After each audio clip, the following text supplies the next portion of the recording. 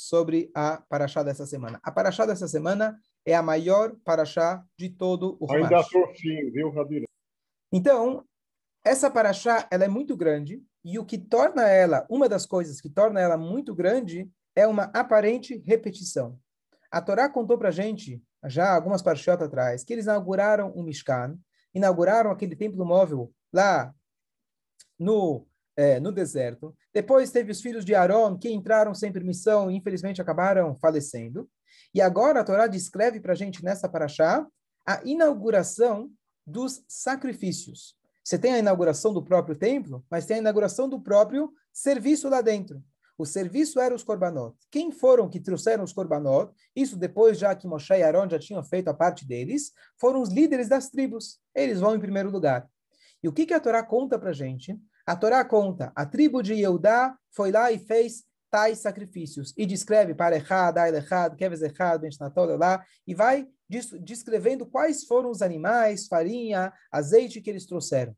Depois a Torá fala a próxima tribo. E a Torá faz questão de voltar 4, 5 versículos a cada vez, contando exatamente a mesma coisa que eles fizeram. Ao invés da Torá descrever em 5 versículos e depois dizer todos os outros fizeram igual, a Torá volta e descreve cada um exatamente as mesmas coisas. Para mim, como leitor da Torá, facilita bastante. Porque não só que as palavras são iguais, as melodias são idênticas. Os versículos são idênticos. E a Torá repete 12, na verdade, são 12 vezes a mesma coisa. A Torá poderia ter, teoricamente, falado uma única vez. Não só isso, a gente já falou bastante sobre o Talmud, a complexidade do Talmud, o tamanho do Talmud. Você tem livros inteiros do Talmud, falando, por exemplo, sobre leis super corriqueiras, importantes e essenciais, leis de casamento, leis de divórcio e assim por diante, que a Torá descreve todas essas leis em 2 versículos. E de 2 versículos, você tem que os sábios tiveram que encontrar as dicas, as pequenas letrinhas que estão lá para conseguir basear uma coisa tão importante do judaísmo. Chega numa coisa que é uma história do passado, é uma coisa que aconteceu, não é uma lei para nós, está contando o que eles fizeram, a Torá faz questão de repetir tantas vezes. Essa é uma pergunta clássica dessa paraxá. E a resposta é muito bonita e explica um conceito super importante no judaísmo para nós. Às vezes, as pessoas questionam e falam, olha, o judaísmo é muito, não sei se a palavra certa é clichê. O judaísmo é muito aquele negócio robótico. Todo mundo faz a mesma coisa. A Torá é a mesma para todo mundo. Para mim, alguém pode dizer, a religião é uma coisa que tem que vir de dentro. Muitas vezes a gente escuta isso. Para mim, esse negócio dogmático faz a gente perder a nossa identidade. Eu só vou fazer porque Deus quer. Coloca a voto, com todo respeito a Deus. Mas a minha maneira de encontrar Deus, alguém pode argumentar, vem de dentro, vem do meu coração. Eu não quero essa reza que todo mundo fala igual. Eu não quero essas mitzvot que todo mundo faz igual. Eu quero servir a Deus do jeito que eu entendo. Eu quero servir a Deus com as minhas palavras. Bom, a gente sabe que esse argumento, ele é absolutamente contra tudo aquilo que a gente explicou naquele shiur, de que judaísmo não é uma religião, não tem como a gente comparar judaísmo com nenhuma religião, porque não é uma coisa que vem da gente, e sim a oportunidade que a Hashem dá para a gente. Mas aqui tem um conceito que a pessoa quer dizer, que teoricamente, se vai falar, a pessoa tem razão. Poxa vida, eu vou na sinagoga e eu vejo que é uma competição, maratona de letras, maratona de quem vira a página mais rápido. Que coisa é essa? Eu quero rezar do meu jeito, com as minhas palavras, falar com Deus com as minhas, certo? Gostou disso? Esse é um sentimento que a gente tem, é normal. Então vamos fazer o seguinte, vamos trocar o Sidur por um momento que a gente medita, cada um medita do seu jeito. E aqui, na verdade, a gente tem a chave do judaísmo. Às vezes, o judaísmo, as pessoas têm a impressão de que é algo robótico, mecânico, e não existe margem para individualidade. Todo mundo faz a mesma coisa. Que, de certa forma, sim. O rei de Israel coloca o mesmo tefilim que a pessoa de menor classe, nível social ou até espiritual. O tefilim é o mesmo. O Shabat é o mesmo.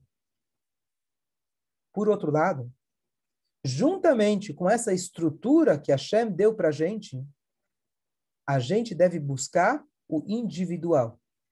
Como isso é possível? Então, o melhor exemplo que demonstra para a gente isso é o seguinte. O exemplo tem 2 exemplos. Um exemplo laico e um exemplo da Torá. O exemplo laico é muito bonito, fantástico, que é a música.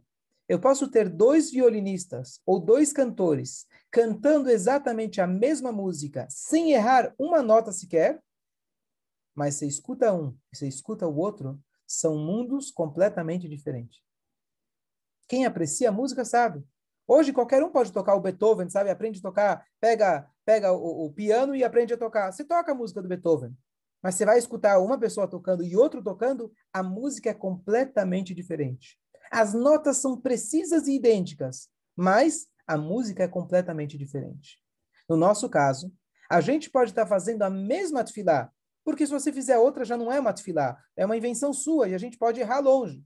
Você faz as mesmas palavras, mas dentro dessas palavras, a tua tefilá de hoje é diferente da de ontem. A tefilá sua é diferente do seu amigo. Segundo exemplo, nós sabemos que a Torá, ela é composta, não literalmente, a Torá tem 304 mil letras e alguma coisa, certo? Não lembro o número exato. Se o Bruno quiser olhar no Google por enquanto e falar para a gente o número exato das letras, 304 mil letras e pouco. Mas existe um cálculo, que existe uma discussão exatamente como que é esse cálculo, que a Torá tem 600 mil letras. Então, de alguma maneira, não literalmente as letras, mas contando talvez os pontinhos ou os sons, ela teria 600 mil letras. Por quê? A palavra Israel, que é o povo de Israel, ela é contida das palavras Yesh Shishim Ribo Otiot Torá. Existem 600 mil letras na Torá. Quem lembra o povo de Israel, como um todo, quando saiu do Egito, ele é contado em 600 mil. A gente lembrou isso semana passada. O número 600 mil, ele simboliza todo o povo de Israel. De qualquer forma, qual que é a diferença para a gente? A Torá, cada letra da Torá, ela simboliza um judeu. Simboliza um de nós. Vocês já devem ter ouvido falar, o exemplo clássico. Se falta uma letrinha na Torá que está apagada, toda a Torá está inválida. Se falta um Yehudi, se uma pessoa deixa de estar presente ou de fazer aquilo que ele precisa, ele está comprometendo não a si mesmo, mas ele é aquela peça indispensável para poder completar o quebra-cabeça. Isso vocês já devem ter ouvido falar bastante. Essa parte é a parte conhecida. Isso faz com que a gente sinta-se parte de uma comunidade, sinta-se parte de um todo. Então, Deus quer que eu faça igual a todo mundo. Falta eu, tudo bem, está faltando para todo mundo. Mas agora existe um ponto interessante. A mesma lei que exige que todas as letras têm que compor uma Torá, tem uma outra lei interessante. Nenhuma letra pode estar tocando na letra vizinha. Cada letra, ela tem que ser envolvida por completo de todos os lados de pergaminho branco. Se tiver um furo, pode invalidar a letra. Se ela estiver tocando na do lado, ela não estiver completamente envolvida por um espaço em branco, ela também invalida. O que isso significa? Que o mesmo judaísmo, simultaneamente, quando ele diz que precisa de todas as letras, todas juntas fazem parte de um único Sefer Torá, ou seja, você faz parte do todo e não tem o seu individualismo, simultaneamente, dentro dessas mesmas notas musicais, a Torá fala, cada nota é uma nota. Cada letra tem que ter o seu espaço. Você tem que procurar, dentro das regras e leis da Torá, como você cumprir com a sua kavaná individual. E por isso, conclui esse pensamento muito bonito, que a Torá fez questão de repetir os korbanot, o sacrifício, tantas e tantas vezes. 12 vezes diferentes. É só dizer, eles trouxeram X bois, X carneiros, X quantidade de óleo de farinha. Não. Não é que todos trouxeram igual. Pode ser que, se você fosse olhar, cada um trouxe o mesmo número de bois. Mas o boi de um não é o boi do outro. Quando o Reuven trouxe o seu boi, era um boi completamente diferente do boi de Shimon. Fisicamente falando, era o mesmo boi. Fisicamente falando, é o mesmo tefilim, é a mesma brachá que todo mundo faz. Mas o boi de um veio com uma kavaná, com uma intenção completamente diferente. Então a Torá não está repetindo. A Torá está repetindo palavras iguais, mas o intuito de cada um é completamente diferente. E essa aqui é uma das mensagens super importantes que a gente tira dessa paraxá, que é isso, pelo menos uma das grandes partes que torna a paraxá tão comprida, mas na verdade não é uma repetição. Na verdade, a Torá está ensinando para a gente esse conceito tão importante de que cada um pode estar falando as mesmas palavras, mas a kavaná de cada um é diferente. A reza tua de hoje é diferente da de ontem. Então, o judaísmo, ele é coletivista, mas ele juntamente, ele dá margem para você expressar a sua individualidade. Dúvidas, Pode perguntar? comentários? A tua pergunta foi super interessante. O Hazan parece que vai na frente, ele é o avião supersônico, e você está de jumento atrás. Então, você se sente perdido, você fica para trás. Talvez esse é um Você sentimento que perguntar para vocês todo têm. mundo é assim. O que eu quero te dizer é, vamos usar uma outra metáfora. Você está andando uma trilha na floresta, tá? E tá um batalhão de gente andando na floresta. O primeiro é aquele que vai abrir o caminho. Então, no momento que o caminho já está aberto, é só você seguir. Não tem uma hora que você tem que chegar lá, chegar atrasado. Ele está com pressa, talvez, para ir para o escritório. Isso é para ele sair da floresta. Ele simplesmente abriu, vamos usar essa metáfora, não sei se é perfeita, ele abriu o caminho para você. Você pode ir com calma. Você pode ir apreciando as flores no caminho. Às vezes, aquele cara que abriu o caminho, ele deixou cair o canivete dele no meio do caminho. Ele deixou a carteira. Aquele que fica por último, ele vai encontrar a carteira do outro, ele vai encontrar o sapato que o outro perdeu, ele vai perceber que tinha um outro caminho, talvez, pelo lado que o homem que foi correndo acabou ignorando. Ele vai apreciar a natureza e ele vai chegar com muito mais tranquilidade, ele vai sair da floresta com um apreço pela natureza muito maior. Então, acho que essa é a metáfora que a gente tem que ter na cabeça. Se ele saiu correndo, que bom, ótimo, ele saiu correndo, o caminho para mim está aberto. Não quer dizer que eu tenho que chegar na mesma velocidade que ele. E assim, o que eu estou dizendo agora é trazido, agora eu estou me lembrando, que nós temos aqui, a gente justo na semana passada descreveu como funcionava a viagem do povo. Quem ficava em primeiro lugar? A tribo de Yehudá. Yehudá é o leão. Yehudá é o pai do rei Davi. Yehudá é aquele filho que foi chamado, inclusive, o rei dos irmãos, etc. O que ele falava, os outros escutavam. Ele ia na frente. Quem ia por trás? Dentro das bandeiras próprias, ele andava por trás de todo mundo, era Shevet Dan. Uma das tribos chamava Dan.